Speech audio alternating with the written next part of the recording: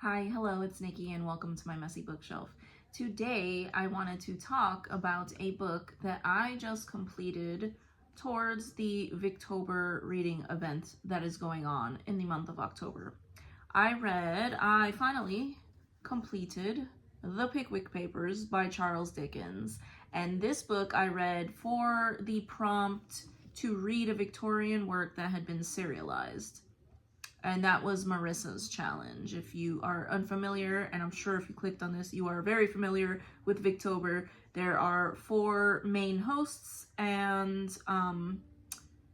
I will put all of their information down below. But yes, this was the first book I read towards Victober, and it is one that I was very nervous going into because I have been intimidated by Dickens in the past. So, moving on to my thoughts, my humble thoughts on this book.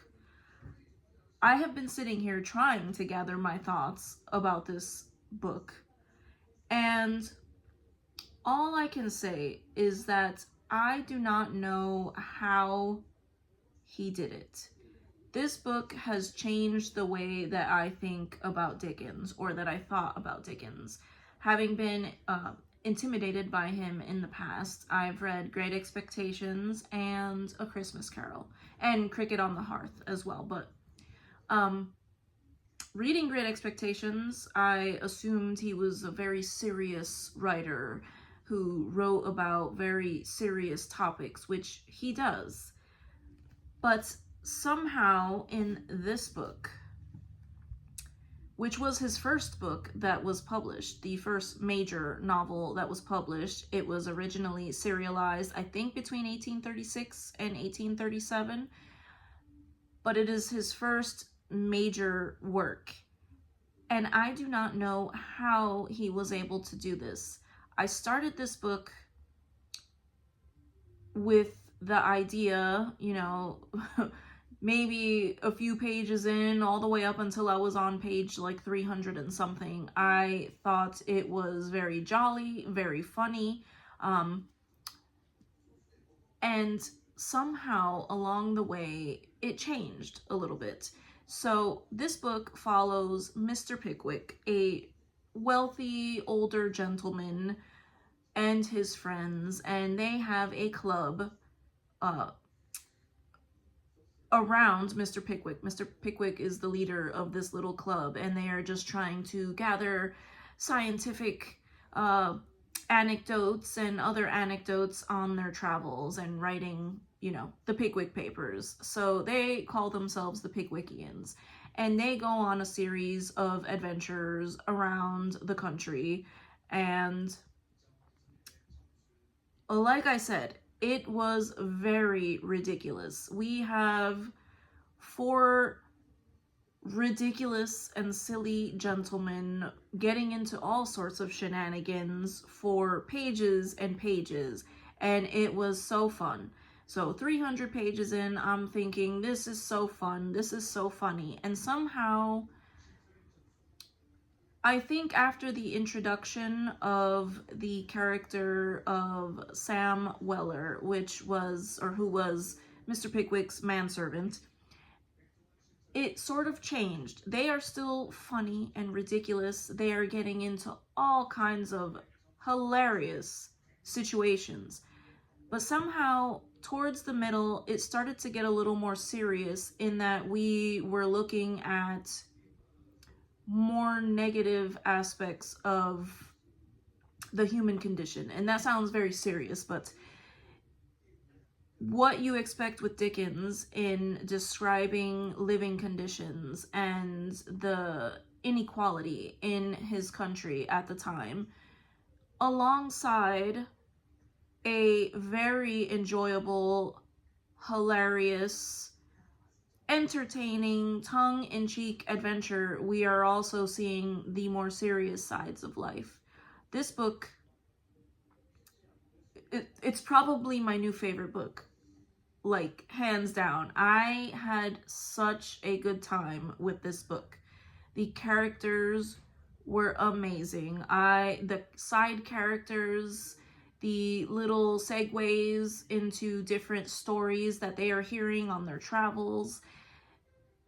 I just loved everything about this book. I didn't realize how serious it would be in the middle, and I think I'm explaining myself pretty poorly. It was still a very, very funny book. I was laughing out loud for much of this book, but I also got emotional in certain sections of the book, for certain stories that were happening in the book. So the characters, amazing. The setting, amazing. They're traveling all over the country and getting, like I said, into all kinds of adventures. They are meeting people from all walks of life. They are hearing their stories. They are hearing stories that they tell them. And it was just so fun. So we have all the shenanigans. One of the things that I really enjoyed about this too was the way he was able to take serious topics and insert humor in the way that he describes certain things. The turns of phrase, if you will. A lot of tongue-in-cheek descriptions of things, a lot of tongue-in-cheek narratives throughout the book, and I loved the titles of each section. You can see, reading it, the different chapters, how well this would have been serialized, because you could read each one of these sections separately and still have a great time. But reading it all in sequence, the way it is laid out here in this book, was amazing. I also found it very fascinating the way, alongside of all this suffering and humor, he was able to bring such a heartwarming story into it. So I am like raving about this book now. I have told my husband at least 50 times how much I love this book. And yeah, it has changed my mind in regards to Dickens himself, because I just cannot with this book. I loved it so much, and this is the best fiction work that I have read this year, by far. I love how loyal some of the characters are. We have villains, we have our friends. It's a wonderful story of friendship and loyalty, and just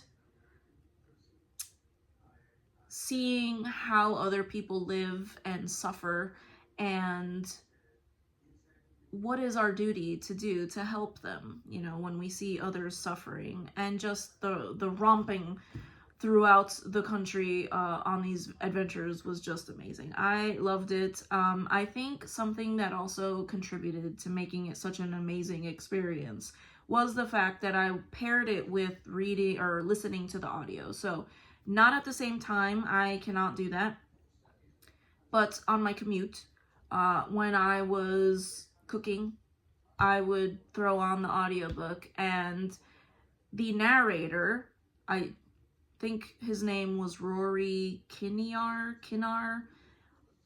He did such an amazing job with the voices that I'm laughing out loud in my car, in traffic, while I'm making dinner and cleaning around the house. And then when I would return to the actual text, I would hear his voice instead of my own reading this book. So I kind of used his voice for the different characters as I was reading. So it was amazing. The audio version was amazing, and it was free on Audible. So that was great too. But yeah, just my humble thoughts. I am not any type of Dickens scholar or anything, but I will say that I am tempted now to read more Dickens, because this was an amazing experience.